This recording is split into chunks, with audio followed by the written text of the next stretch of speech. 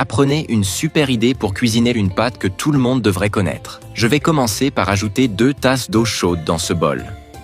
1 cuillère à soupe de levure.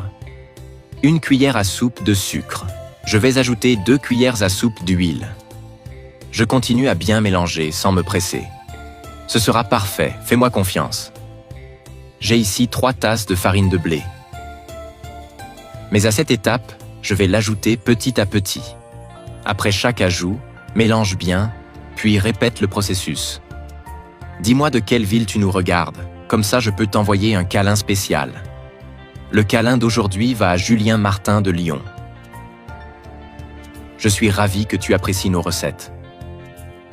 Continue à mélanger après avoir ajouté la farine.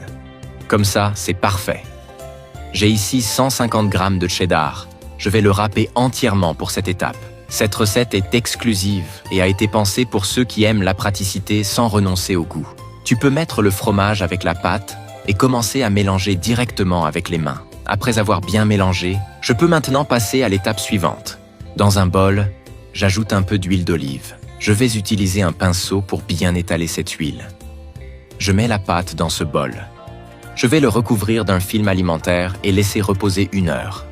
J'ai découpé un morceau de papier aluminium. Je vais plier tous les bords comme ça. Fais pareil chez toi. Je vais utiliser un bol pour donner au papier la forme parfaite pour notre pâte. Replie encore les bords pour un résultat impeccable.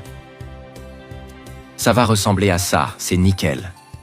Je reprends la pâte que j'ai réservée et je la mets sur la table. J'ajoute encore un peu de farine de blé sur la table.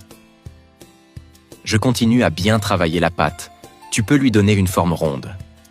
À ce moment-là, je vais diviser la pâte en 2, pour avoir 2 morceaux. Je parie que tu trouves ça super facile à faire. J'ai tout détaillé pour que tu n'aies aucun souci au moment de préparer. Voilà le résultat. Je vais mettre chaque morceau dans un sac pour la cuisson. J'ajoute encore un peu de farine de blé par-dessus, comme ça. Je couvre avec un torchon et je laisse reposer pendant 20 minutes. Après ce temps, je prends un couteau pour faire une entaille au milieu de chaque morceau. Regarde comme ça rend bien, c'est parfait. Quand c'est fait, tu peux fermer les 2 sacs.